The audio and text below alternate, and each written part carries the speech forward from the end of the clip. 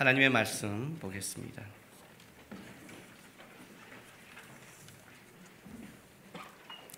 마태복음 4장입니다.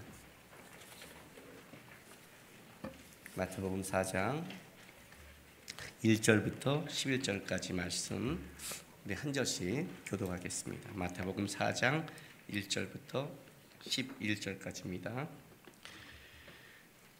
그때 예수께서 성령에게 이끌려 마귀에게 시험을 받으러 광야로 가사 시험하는 자가 예수께 나와 이르되 내가 만일 하나님의 아들이거든 명하여 이 돌들로 떡덩이가 되게 하라.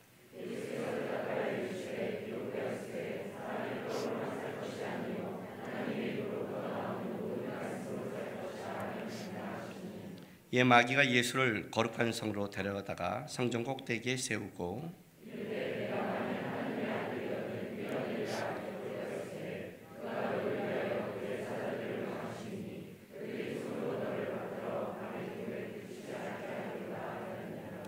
예수께서 이르시되 또 기록되었으되 주 너희 하나님을 시험하지 말라 하였느니라 하시니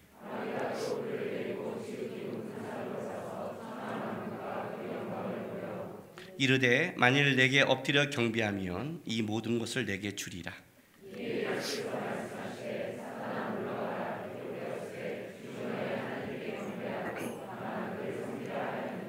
같이 있습니다. 이에 마귀는 예수를 떠나고 천사들이 나와 수종드립니다. 아멘. 오늘 제가 여러분과 나눈 말씀은 마태복음 4장 1절 2절로 중심으로 좀 말씀을 나누려고 합니다. 왜냐하면 이 세 가지 시험의 사건이 그냥 한 번으로 쑥 넘어가기에는 너무나 중요한 사건이기 때문에 그리고 나서 이제 이 사건 하나하나를 한 주씩 좀 제가 다루려고 합니다. 오늘 제가 교회에 왔는데 넥타이를 메고 왔습니다. 좀 이거 우리 처음 온 분들은 좀 이상할 거예요. 목사님이 교회 와서 뭐 넥타이를 맸는데, 근데 우리 교회는 이제 7월, 8월 달에는 넥타이를 매지 않고 그냥 이렇게 편하게 하는데 넥타이를 메고 오니까 우리 부교육자들은 이제 편하게 왔잖아요. 황시원 목사가 날 딱 보더니 왜 넥타이를 마셨어요? 아니 왜 약속을 잊어버렸구나. 아이고 그러는 거예요. 내가 야 나는 잊어도 우리 아내가 잊겠냐 그랬어요. 아내가 해놓은 대로 입는데 잊겠냐 그랬더니 에이 딱 보더니 에이 잊었죠 그래요. 잊었죠 그래서 내가 성경에 예수님께서 엉뚱한 행동을 하실 때 예수님 엉뚱하셨네요 이렇게 풀면 안 돼. 의도가 있는 거야. 그걸 찾아야지. 그게 바로 PBS라 그러고 그 연구자의 모습이야. 항상 내가 보는 데서 잊었구나로 넘어가니까 답이 없지. 왜 그랬을까 하고 묵상을 해야지. 그래야 답이 나오는 거야. 왜 넥타이를 매셨을까? 그걸 묵상해야지. 근데 여전히 잊었죠? 그런 거예요. 오늘 2부 때 선교사 자녀 입교를 좀 시키려고 왜냐하면 선교사 자녀는 돌아가야 되니까 가운을 입으려면 맨 거예요. 의도가 있는 거죠. 그죠? 물론 여러분들은 지금 관심도 없어요. 지난주에 목사님 풀었나? 맸나? 양복 입었나? 벗었나? 관심도 없죠. 그냥 오직 말씀에만 우리 교회는 오직 말씀에만 그냥 하나님의 말씀만 가슴에 심고 목사님이 머리가 빠지든 안 빠지든 어쨌든 말씀만 집중하시는 분들이죠. 오늘 이 사건은 이 말씀의 사건은요. 이 예수님의 시험의 사건은 아주 우리에게 중요한 것을 말해줍니다. 왜냐하면요. 그 앞에 어떻게 시작하냐면 마태복음 3장 13절부터 17절이 예수님께서 세례 요한에게 가서 세례를 받는 겁니다. 그렇죠? 세례를 받는 장면이에요. 예수님이 세례를 받을 필요가 없잖아요. 내가 당신에게 받아야 될 텐데 어떻게 당신이 나에게 받습니까? 라고 세례 요한도 이걸 인정했고, 그러나 예수님께서는 이와 같이 하여 모든 의를 이룬 것이 합당하다. 그래서 하나님의 의를 이루기 위해서 기꺼이 우리의 대표가 되기 위해서 세례를 받습니다. 세례를 받음으로 우리는 예수님과 묶인 자가 돼서 예수님과 함께 죽고 함께 살아난 예수님과 같이 갈 수 있는 우리의 대표가 되는 근거를 마련했습니다. 이 사건이 얼마나 기뻤으면 하나님이 이거를 그냥 넘어가지 않고 하늘의 문을 열어서 16, 17절 보세요. 세례를 받으시고 곧 물에서 올라오실 때 올라오자마자 하늘이 열리고 하나님의 성령이 비둘기같이 내려 자기에게 임하심을 보면서 이렇게 말을 해요. 하늘로부터 소리가 있어 말씀하시되 이는 내 사랑하는 아들이요 내 기뻐하는 자라. 이렇게 말해요. 이는 내 사랑하는 아들이요 내 기뻐하는 자라. 얼마나 기뻤으면 이 사건이 하나님의 동등됨을 포기하고 내려와서 그 죄인들을 구원하기 위해 기꺼이 낮아지고 기꺼이 그들과 묶여서 세례받을 필요가 없는 그 예수가 세례를 받으며 하나님 앞에 그 합당한 삶을 살아갈 때 얼마나 기뻤으면, 얼마나 그걸 인정하고 싶었으면 사람들은 모르니까 하늘문을 여시고 내 사랑하는 자요 내 기뻐하는 자라고 말씀하신 거예요. 여러분, 하늘에서 소리가 들리는 이렇게 인정이 많지 않죠. 많지 않는 거예요. 그런데 이렇게 기뻐서 했는데 4장 1절에 어떻게 확 바뀌냐면 그때 예수께서 성령에 이끌려 마귀에게 시험을 받으러 광야로 가사 40일을 밤낮으로 금식하신 후에 줄이신지라. 이렇게 되는 거예요. 아니, 하늘문을 여시고 이렇게 기뻐하셨는데 그때 예수께서 성령에게 이끌려 마귀에게 시험을 받으려고 광야로 갔다는 거예요. 시험 받으려고. 근데 중요한 건 뭐냐면 여기서 우리가 좀 여기서 이해할 수 없는 게 뭐냐면, 물론 우리에게 시험을 주는 주체는 누구예요? 그건 마귀예요. 그런데 시험을 받으려고 인도하려고 끌려간 주체는 누구예요? 그건 성령이에요. 그렇으니까 분명한 사실은 뭐냐면 시험의 목적은 달라요. 목적은 같습니다. 마귀는 넘어뜨리려고 하는 것이고요. 그러면 하나님도 넘어뜨리려고 했을까요? 그건 아니죠. 하나님은 무언가를 증명하려는 거죠. 근데 동일한 점은 뭐냐면 넘어뜨리는 것도 시험이지만 하나님이 증명하는 것도 시험으로 묶여 있다는 게 중요한 거예요. 오늘 이 사건. 이는 내 사랑하는 아들이요 기뻐하는 자라고 그래요. 그렇다면 보세요. 이렇게 시작되는 거예요. 이는 내 사랑하는 아들이요 기뻐하는 자라고 외쳤을 때 마귀는 아니라고 하고 싶은 거고, 하나님은 이가 내 사랑하는 자요 기뻐하는 자가 무엇인가를, 진짜 내 사랑하는 자요 기뻐하는 자를 드러내고 싶은 거 있는데, 이 드러내고 싶은 것이 뭐라고요? 뭘로 드러난다고요? 시험으로 증명되는 거예요. 그러니까 이 시험이라는 것은 묘하게 양쪽으로 묶여 있는 거예요. 지금요. 한쪽에서는 무너뜨린 거고 한쪽에서는 증명하는 거예요. 지금 묶여 있어요. 그리고 이것은 마귀만 원하는 게 아니라 하나님도 기꺼이 마귀에게 받으라고 끌려가는 거예요. 쉽지 않죠? 왜 그랬을까요? 이걸 찾는 거예요. 왜 넥타이를 맸을까요? 이거예요. 너무 비유가 약하죠?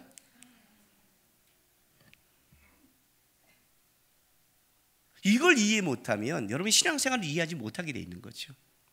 하나님이 나를 기도하면서 하나님이 나를 사랑하는 것 같다고 분명히 어젯밤에 받았는데, 염려하지 마, 받았는데, 그랬는데 지나고 보니까 어떻게 돼요? 이게 뭐야? 이게 사랑이야? 여러분, 제가 여러분에게 한 간증 기억나세요? 기도원에 가서 청년 때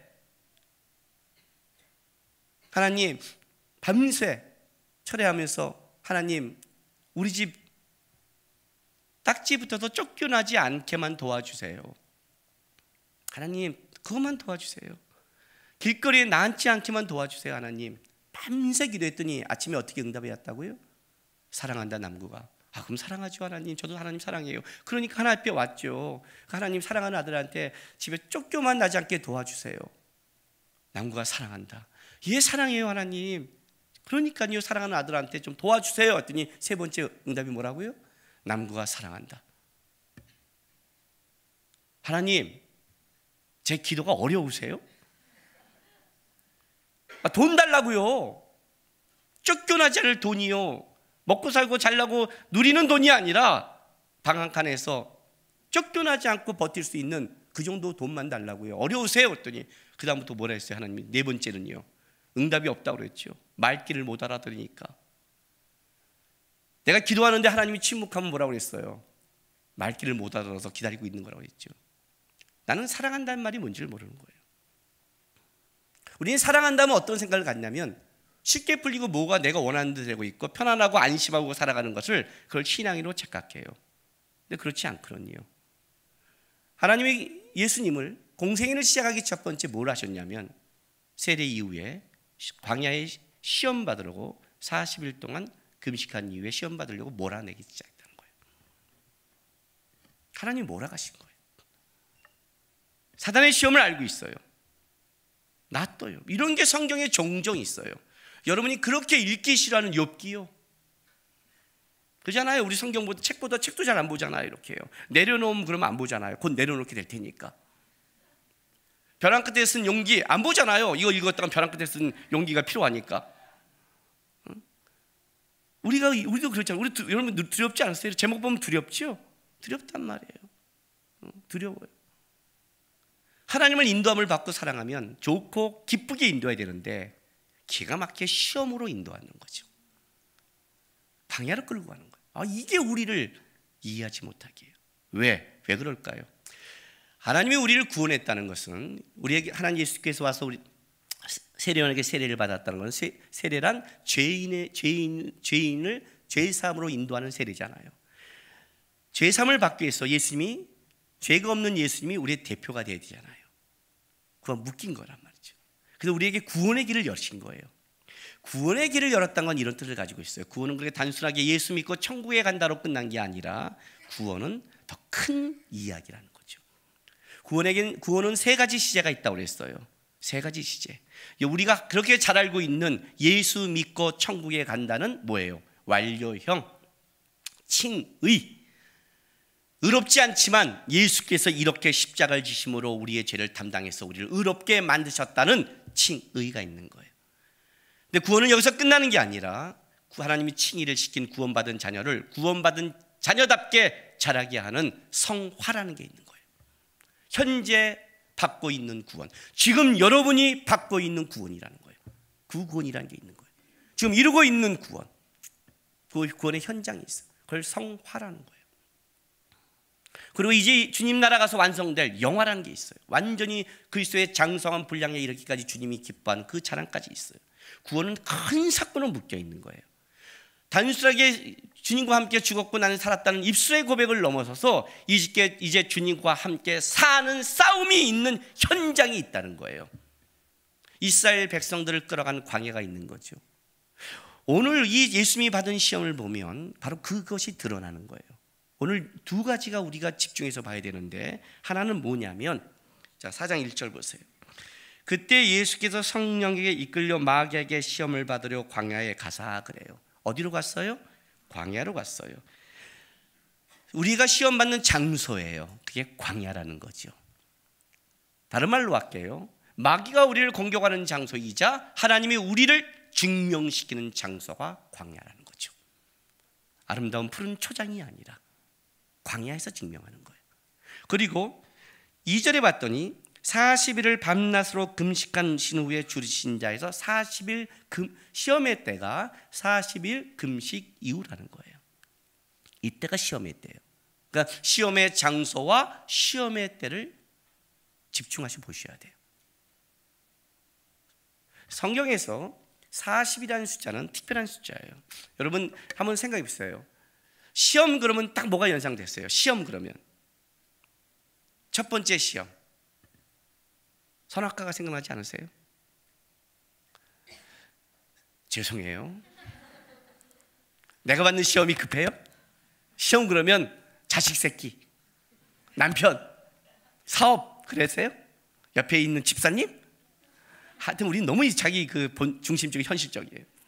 시험은 선악과 사건으로 벌어지잖아요. 첫 번째 시험, 그죠? 근데 이제 두 번째 아담이신 예수가 와서 선악과 시험으로 말미암아 무너진 백성들에게 이 시험을 통과함으로 뭐예요? 새롭게 되는 걸 만드는 거죠. 시험 그럼 이제 선악과 사건이 나오는 거예요. 그런데 40일 금식 이런 뭐가 생각나세요? 40일 금식, 모세가 생각나지 않으세요? 홍수 40일 생각나지 않으세요? 이스라엘의 광야 40년 생각나지 않으세요? 연결되는 거죠. 그렇죠? 특별히 광야 그러면 어떤 일이 벌어져요? 이스라엘의 광야 40년이 직결되죠. 그게 직결돼요. 왜? 정탐꾼들이 가서 40일 동안 정탐한 이후에 그것이 40년 동안 광야 생활하는 가데스 바네아에서 가나안으로 직통으로 가는 길은 10하루길이면 가요. 그 10하루길을 40년을 돌아요. 10하루길을 40년을 돌게 해버려요. 야, 끔찍한 거죠. 끔찍한 거예요. 그렇게 돌게 하세요. 그런데 이 사건은 분명히 두 가지가 묶여 있어요. 하나는 선악과 사건이 묶여 있고, 하나는 이스라엘의 광야 40년이 묶여 있어요. 왜냐하면 나중에 이제 이 시험에 대해서 예수님이 이 시험을 이기는 답변을 할 때를 봤더니 신명기 8장과 6장의 말씀으로 이 시험을 이겨냈어요. 근데 그 신명기 8장에 뭐가 나오냐면 이스라엘 백성이 광야를 걸을 때 하는 그걸로 대답을 하시는 거예요. 그럼 이스라엘의 광야 사건을 갖고 사람이 떡으로 사는 것이 아니라 하나님의 말씀이라는 그걸로 얘기했다는 걸 본다면 이것은 이스라엘 광야 40년과 묶여 있다는 거죠. 이 사건은 묶여 있는 사건이에요. 그러니까 이 시험을 예수님께서 이 시험을 받음으로 우리에게 뭘 지금 보여주냐면 구원받은 자가 예수와 묶여 있는 자의 신앙생활에 가는 곳이 어디인가를 보여주는 거예요. 이스라엘 백성들을 하나님이 끄집어내서 곧장 가나안 땅에 들이지 않고 광야라는 곳에 먼저 집어넣거든요. 왜 그랬을까요 도대체? 왜 광야로 집어넣었을까요? 광야에서 하나님이 이스라엘 백성을 만들고 싶은 게 뭐냐는 거죠. 뭐냐는 거죠. 그 사건이에요. 예수를 믿고 천국 가고 잘한다는 것 속에 예수를 믿는다는 게 뭐냐를 증명하는 곳이 어디냐면 그게 광야라는 거죠. 이 광야라는 뜻이 재미있어요. 보세요. 사장일지에 광야라고 하는데 이게 형용사로 이렇게 사용돼요. 고독한, 쓸쓸한, 적막한, 황량한 이렇게 돼요. 그런데 이제 이것이 앞에 이 형용사 앞에 관사가 붙으면 명사화돼서 이렇게 되는 거예요. 사막, 광야 이렇게 쓰는 거예요. 여기는 관사가 붙어서 명사가 된 거예요. 그러나 원래 이 광야의 의미는 고독한, 쓸쓸한, 적막한, 황량한 이런 걸 가지고 있어요. 그러니까 우리가 하나님 그 시험 받는 장소가 어디예요? 고독한 것이죠. 황량하죠. 쓸쓸하죠. 그렇죠? 쓸쓸하죠. 여러분 인생이 그렇지 않으세요? 행복하세요? 조금만 지나세요. 결혼하지 않는 자매들의 가장 큰 착각이 뭐냐면 결혼하면 외롭지 않다는 거예요. 더 외로워요. 밥이 없어 배고픈 거는 밥으로 채우지만 밥을 먹고도 허기진 거는 무엇으로 채워야 될까요? 통닭? 아주 단순하죠 이 사람들. 고기를 먹으면 되죠 뭐.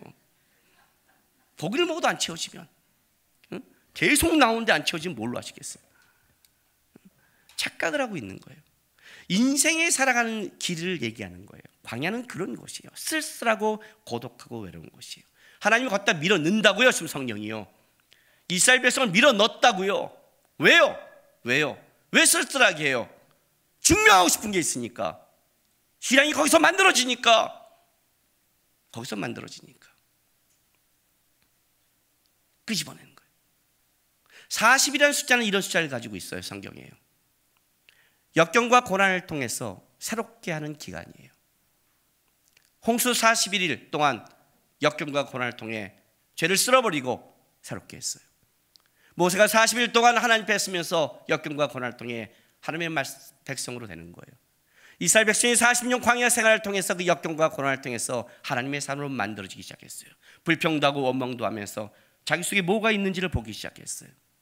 그걸 만들어내기 시작하는 거예요. 그게 광야라는 거예요. 그 하나님 우리를 어쩔 수 없이 쓸쓸한 곳으로 몰아가기 시작하는 거예요. 이게 신앙생활이에요. 이게 신앙생활. 그런데 중요한 게 하나 있어요. 여기 보면 성령에게 이끌려라는 거예요. 혼자 가지 않는 거죠. 마가복음 볼까요? 마가복음은 이걸 좀 더 적극적으로 표현해요. 마가복음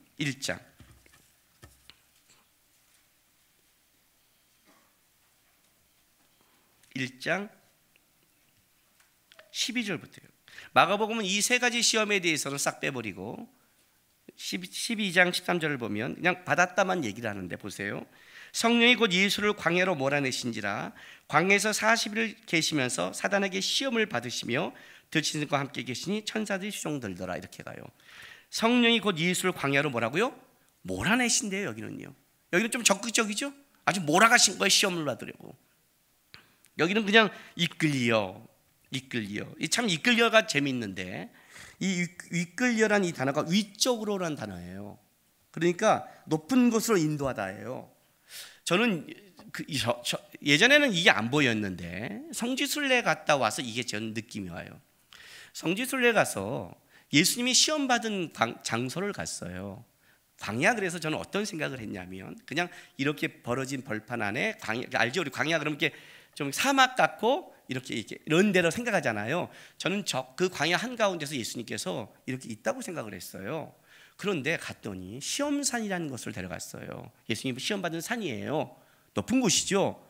근데 그게요, 굉장히 높은 산이에요. 그러니까 여리고성을 지나가요. 그러니까 광야 끝이에요. 광야라고 할 때 그냥 넓은 데가 아니라 광야 전체를 말하는 거잖아요. 그 전체 끝에 있는 시험 받은 산인데, 그 산, 진짜 산 절벽에 거기서 받는 거예요. 나는 광야 그래서 이렇게 좀 풀이 안 나고 이런 곳인 줄 알았는데 그게 아니라 진짜 산 꼭대기에 데려다 놓고, 나중에 거기서 뛰어내란 말이 맞는 거예요. 꼭대기에서 받는 거니까. 그리고 눈에 뭐가 보인 줄 아세요? 여리고성이 보여요. 여리고성은 물이 많은 풍요의 성이잖아요. 나중에 왜 첫 번째 이 돌이 떡이 되게 하라는 것은 그 보이는 게 있는, 풍요로움이 보이는 게 있는 거예요. 그러니까 일부러 시험 맞는 장소가 기가 막힌 곳이에요. 쓸쓸하고 외롭고 고독하게 만들면서 실제로는 풍요로운 걸 바라보고는 그런 아주 기가 막힌 장소를 했어요. 여기 올라가다는 표현이에요. 위쪽으로. 이게 장소적 의미거든요. 아주 시험을 받으려고 아주 위에 갖다 끄집어 놨구나. 그런데 하나님도 그걸 성령이 일부러 이걸 이끌어 가신 거예요. 끄집어 가셨어요. 마가복음은 아주 몰고 가는 거예요. 몰고 가는 거예요. 성령이 여러분을 몰고 가는 거예요. 왜요? 왜 그럴까요, 여러분? 그러니까. 시험을 받으면 뭐가 나오는 줄 아세요? 여러분의 것이 나와요. 시험을 받으면 내 속의 것이 나오는 거예요. 시험이란 내가 마음을 거기 뒀다는 뜻이거든요. 그렇죠? 시험에 들지 않았다는 건 뭐예요? 마음이 없는 거예요. 마음이 없는 거예요. 여러분, 우리가 지나다가 솔깃할 때 있잖아요. 솔깃한 건 뭐예요? 내 속에 있는 게 밖에 들릴 때 솔깃하지 않으세요? 그렇지 않아요? 요즘 항상 이 주름살 때문에 고민하고 있고 막 하고 있는데, 어떤 성형회사 가다 성형 광고 주름살 쫙 펴드립니다. 보이면 딱 보이지 않아요? 우리 아이들이 볼까요? 중학생 애들이 지나가다가 주름살 펴대, 주름살 그럴까요? 쟤네들은 안 봐요. 왜 안 봐요? 볼 이유가 없어요. 팽팽하니까. 지나가다 제가 뭐가 눈이 확 할까요? 머리털 심어줍니다. 저한테는 번쩍이죠. 여러분은 별로 지나가죠. 관심 없죠? 나는 다르죠. 기가 막힌 새로운 방법이 있습니다. 다루는 거죠. 가발 쓰긴 그런데 심어준다니까. 내 속에 있는 거 아니에요. 시험이란 내 속에 있는 거 아니에요. 다른 말로 할게요. 나를 증명하는 거 아니에요. 시험이란 내 속에 뭐가 있냐를 증명하는 표 아니에요. 쉽게 말하면, 다른 말로 한다면. 마귀는 너 속에 있는 걸 가지고 무너뜨린다면, 하나님은 네 속에 뭐가 있냐를 마귀를 통해 증명시키라는 거예요. 그 싸움을 하고 있는 거예요. 왜요? 왜 그럴까요? 세례가 예수님이 우리의 대표가 돼서 우리와 묶여서 우리와 함께 죽고 우리와 함께 사는 성령세로 인도해가는 구원의 증표라면, 이 시험은 예수님이 선악과 사건, 아담과 하와가 이 시험에 무너짐으로, 우리의 대표가 돼서 시험에 무너짐으로, 선악과를 먹음으로 우리에게, 자손들에게 재앙을 줬잖아요. 이제 두 번째 아담인 예수께서 이 시험을 극복함으로 어떤 걸 만드시냐면, 우리가 살아가면서 수많은 마귀의 공격 속에 싸울 수 있는 근거를 마련하고 싶은 거예요. 왜냐하면 우리는 마귀와 싸울 능력이 없거든요. 죄인이기 때문에 우리는 끌려가는 거예요. 죽을 수밖에 없어요. 그런데 예수께서 오셔서 세례를 받으시고 우리의 대표가 돼서 이제 우리의 대표가 되셨어요. 이분은 이제 우리를 위해 십자가에 지실 거예요. 그리고 구원을 이루실 거예요. 부활하실 거예요. 우리의 첫 열매가 될 거예요. 그리고 우리를 만들어 가실 거예요. 그런데 그렇게 단순하게 예수님이 다 하는 게 아니라 예수님이 하나님은 이런 마음을 가지고 있는 거예요. 이 땅에서 너희가 하나님의 자녀답게 살아갈 수 있는 힘과 근거를 마련하겠다는 거예요. 아담이 실패한 그 선악과 사건 속에 두 번째 아담인 예수께서 너희의 이제 대표가 됐으니 예수가 직접 시험을 받고 그가 이김으로 너희가 싸울 수 있는 근거를 해주겠다. 그 이긴 자가 너를 도울 것이라는 거예요. 그래서 우리가 시험 속에 담대한 거예요. 보세요. 히브리서 4장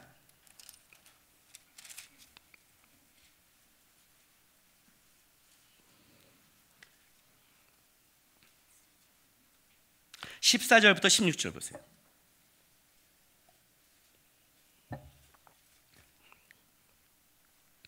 그러므로 우리에게 큰 대제사장이 계시니 승천하시니 곧 하나님의 아들 예수시라. 우리가 믿는 도리를 굳게 잡을지어다. 우리에게 있는 대제사장은 우리의 연약함을 동정하지 못하시가 아니요 모든 일에 우리와 똑같이 시험을 받으신 이로되 죄는 없으시니라. 그러므로 우리는 긍휼함을 받고 때를 따라 돕는 은혜를 얻기 위하여 은혜의 보좌 앞에 담대히 나갈지어다. 이해되세요? 그는 우리와 똑같이 시험을 받았어요. 죄가 없어요. 왜요? 왜 받았을까요? 우리를 돕기 위해서.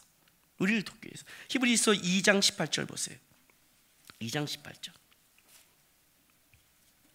그가 시험을 받아 고난을 당하였은즉 시험 받는 자들을 능히 도울 수 있느니라. 능히 도울 수 있느니라. 능히 도울 수 있느니라. 히브리서 12장 1절 보세요. 1절부터.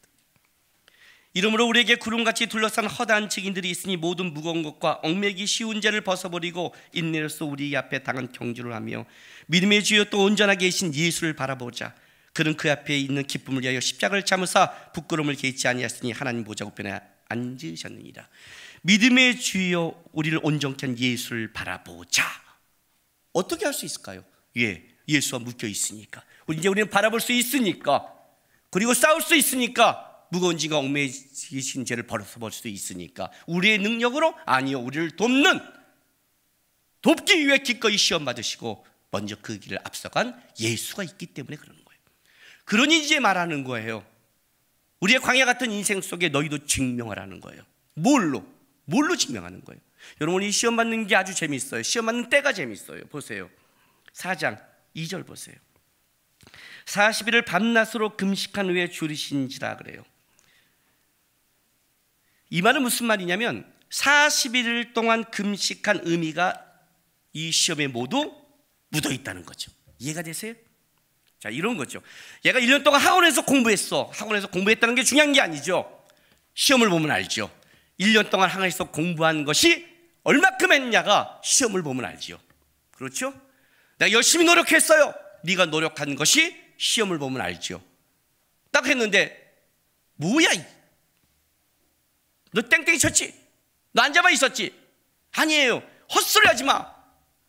1년을 앉아있으면 진짜 이 정도는 알아야 되는 거야. 헛소리 하고 있어. 이딴 생각하고 어디서 이 뻥을 까? 말도 안 되는 소리 하지 마. 40일 금식 후예요. 성령께서 몰아가신 게 40일 금식 후예요. 그럼 이 40일 금식한 것이 무엇 때문에 40일 금식했는지가 이제 이 시험에 드러나는 거죠. 쉽게 말하면요. 이 때를 보면 예수님이 무엇 때문에 40일 금식했냐는 거예요. 도대체 그게 세 가지 시험에서 드러나는 거예요. 세 가지 시험에서. 이 세 가지 시험으로 예수님이 40일 동안 붙잡았고 쫓아갔다는 게 뭐냐가 증명되기 시작하는 거예요. 뭐였을까요? 오늘 이 세 가지 시험을 잠깐 봐줄게요. 첫 번째가 우리의 3절에 있어요. 시험하는 자가 예수께 나와 이르되 내가 만일 하나님의 아들이거든 명하여 이 돌들로 떡덩이가 되게 하라 그래요. 여러 가지로 해석할 수 있어요. 그죠? 뭐 급한 것이라 할 수 있고 생존이라 할 수 있고 먹고 사는 문제, 그죠? 배고픔의 문제, 여러 가지로 할 수 있어요. 한 가지 분명한 것은 40일 굶주린 자에게 떡은 단순히 먹는 것을 넘어선다는 거죠. 그렇죠? 40일을 굶진 자에게 떡은 한 끼를 넘어선 더 본질적인 걸 가지고 있는 거예요. 이 시험의 모든 것은 본질적인 걸 지금 드러내요. 그래서 그걸 하나씩 좀 보려고 해요. 두 번째 볼까요? 5절. 이에 마귀가 예수를 거룩할 성으로 데려다가 성전 꼭대기에 세고 이르되 만일 하나님이 아뢰건 뛰어내리라 기록되었으되 그가 너를 위하여 그의 사자들을 명하시니 그대의 손으로 너를 받들어 발이 돌에 부딪히지 않게 하시라. 성전 이제 꼭대기에 뛰어내리라는 거예요. 너를, 하나님이 너를 사랑하시면 받아줄 것이다. 이것도 만만치 않아요. 이제 보기 시작하면 만만치 않아요. 우리 안에 이렇게 하고 싶을 때가 많이 있죠. 진짜 하나님이 나를 사랑하시는가 드러내고 싶은 거죠. 그 정도를 넘어서 이것도 본질적인 거예요. 세 번째 볼까요? 8절. 마귀가 또 그를 데리고 지극히 높은 산으로 가서 천한 만국과 그의 영광을 보며 이르되 만일 내게 엎드려 경배하면 이 모든 걸 내게 주리다. 예, 나에게 절해라. 너가 천하의 얼굴을 위해서 회복하러 왔니? 뭐 그럴 필요가 있니? 그냥 나에게 절하면, 경배하면 내가 그걸 회복시켜 줄게. 그래요. 회복시켜 줄게. 쉽죠? 오신 목적이 쉽게 이루어지겠죠? 그런데 이 세 가지 시험을 우리 하나씩 들어가기 전에 한 가지 우리가 분명히 알고 있는 사건이 있어요. 그게 뭐냐면 세 가지가 어떤 부분을 예수님에게 가장 급한 것을 건드렸을지 모르겠지만 분명한 것은 마귀는 딱 이 한 가지를 목적으로 세 가지를 건든 거예요. 뭐예요? 하나님께 순종하지 마라. 하나님을 붙들지 마라. 네 속에 하나님이라는 것을 따라가지 마라. 그거 하나예요. 네 능력을 사용해서 돌이 떡이 되게 하던, 나에게 전해서 천하의 얼굴을 갖던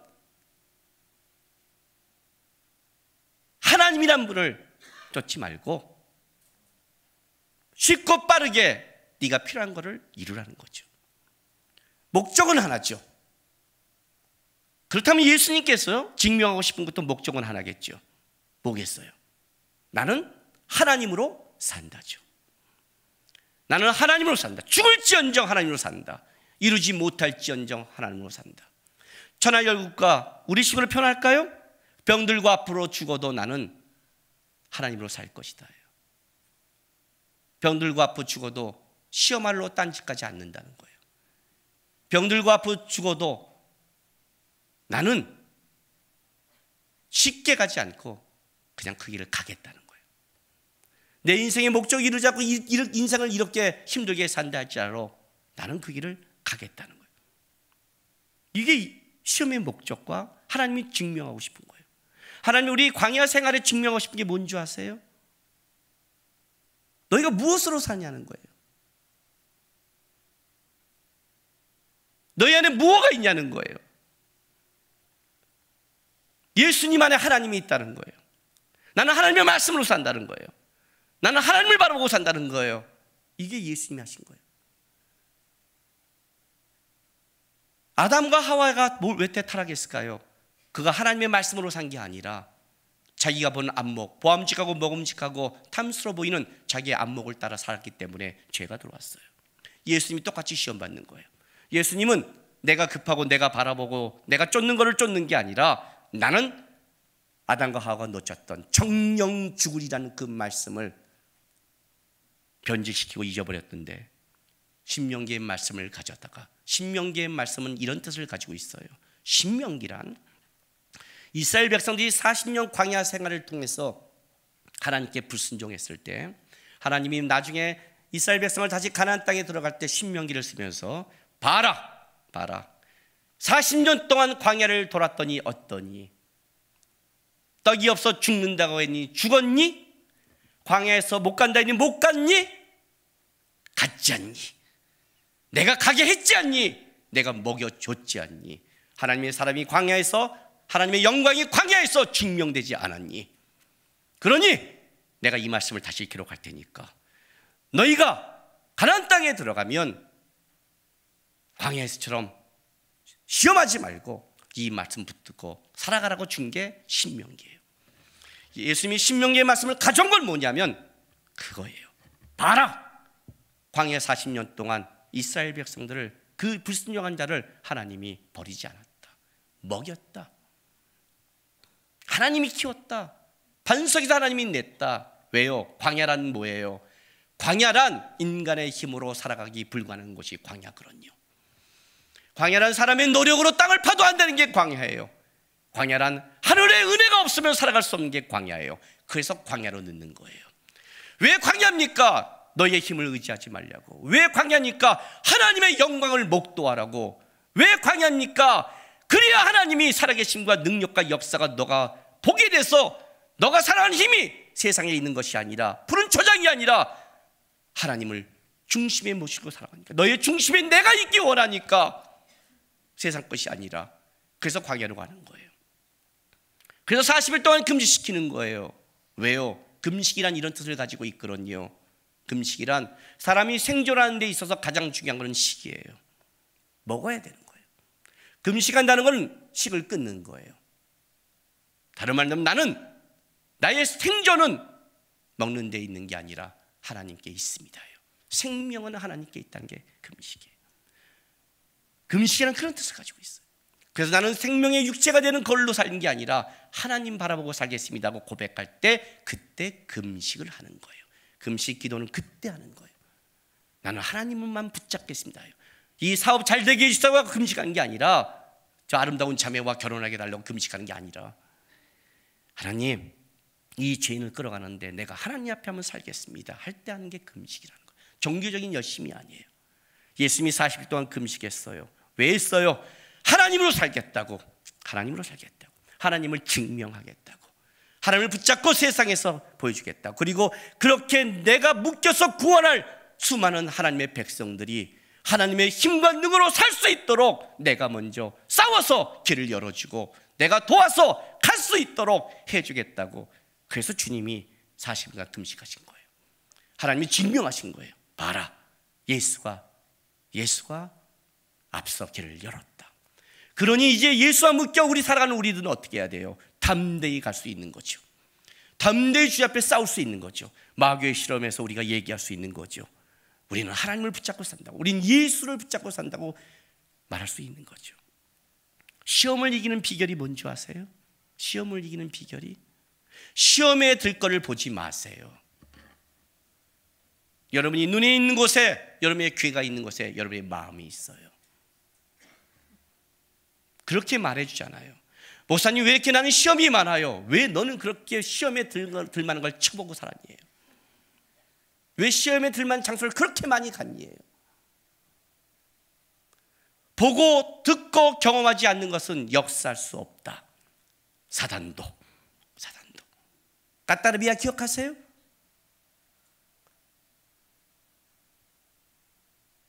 한 번도 내가 들어본 적도 없고 본 적도 없고 경험한 적 않은 거는 사단이 역사를 못한다. 그렇잖아요. 까따르비아가 여러분에게 무슨 시험이 되겠어요? 까따르비아 시험 되겠네요. 계속 이거 하면 설교 시간에 모르는 걸 빨리 끝내지. 이 정도밖에 시험이 안 되잖아요. 그렇죠? 제가 간증을 싫어하는 이유가 여기 있어요. 그랬어요. 간증을 하면 사람들이 하나님의 영광을 보는 게 아니라 우와 사업이 잘 됐대 그따위 것만 보기 때문에 싫어하는 거예요. 거기에 우리의 죄성을 끄집어내는 간증은 간증이 아닌 거예요. 간증은 이거예요. 끔찍하게 살아가고 쓸쓸하게 살아가도 내 안에 소망이 없어도 나는 살아갈 수 있습니다예요. 왜요? 내 안에는 하나님이 계시니까요. 그게 간증이에요. 이것이 나의 간증이에요. 그걸 예수님이 열었다는 거예요. 지금 열었다는 거예요. 여러분 아셔야 돼요. 우리 속에, 내 속에 뭐가 있는가를 점검하세요. 내 속에 하나님이 있는가 아닌가를 점검하세요. 아셨어요? 하나님이 있으면 어떤 일이 벌어진 줄 아세요, 여러분? 따뜻해지고 여유가 생겨요. 담대함이 생겨요.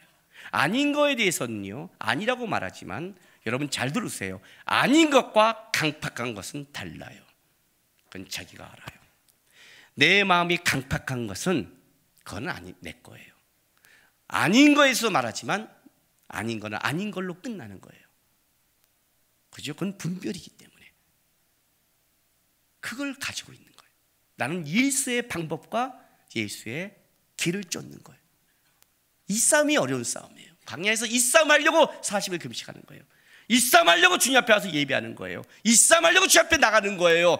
내 속에 일어나는 것이 내 것으로 일어나는 것이 주님의 것으로 바뀌기 위해서 그 싸움을 하는 거예요, 여러분. 그래서 시험을 이기는 비결은 딱 한 가지예요. 온전하신 예수를 바라보자밖에 없어요. 주님 바라보는 싸움이에요. 아셨어요? 시험이 오면 시험을 보지 마세요. 시험에 들게 하는 대상을 보지 마세요. 보면 무너져요. 보면 화가 나요. 보면 분노해요. 안 되는 거예요. 하나님이 하셔요. 하나님이 끌어가세요. 하나님이 역전하셔요. 죄악도 바꿨어요. 사망도 바꿨어요. 뭘 못 바꾸겠어요, 여러분? 뭘 못 바꿨냐? 광야는 그런 곳이었잖아요. 사람의 힘과 능으로 안 되는 곳에 하나님은 반석을 깨시고 만나를 주시고 먹일 수 있는 하나님의 영광이 더 구체적으로 드러날 수 있는 게 광야라니까요. 오히려 하나님의 영광이 더 드러난다니까요. 광야에서는 더 드러난다니까요. 그러니 걱정하지 말고 광야를 바라보지 말고 하나님을 바라보라고요. 나를 끌어가시는 하나님, 광야로 날 증명하고 싶은 하나님, 사람이 무엇으로 사냐 할 때 하나님으로 삽니다를 이 땅에서 증명하고 싶도록 끌어가는 그 하나님을 바라보면서 광야 같은 여러분 세상, 쓸쓸하고 외롭고 힘들 때 앞서 시험 받으시고 끌어가서 나를 돕는 예수가 내 옆에 있다 믿고, 주님 나도 그 예수 붙잡고 나도 예수로 사는 사람이란 걸 증명하겠습니다. 고백하면서 한 걸음 한 걸음 믿음의 삶을 살아가시기를 주님의 이름으로 부탁합니다. 기도하겠습니다. 이 시간 기도하겠습니다. 주님, 저를 위해 시험 받아주셔서 감사합니다. 저를 돕기 위해 시험 받아주셔서 감사합니다. 광야 같은 길 갈 수 있습니다. 왜냐하면 구름 기둥과 불 기둥이 지킨 걸 알기 때문입니다. 예수가 나를 돕는 걸 알기 때문입니다. 하나님 증명하겠습니다. 쓸쓸하고 외롭고 광야 같은 삶에서 내가 누구로 사는지를, 나도 예수로 사는 자를 내가 증명하겠습니다. 주님 도와주시고 이끌어달라고 우리 이 시간 다 같이 주 앞에 다짐의 기도하며 나가겠습니다. 기도하겠습니다. 거룩하신 하나님 감사합니다.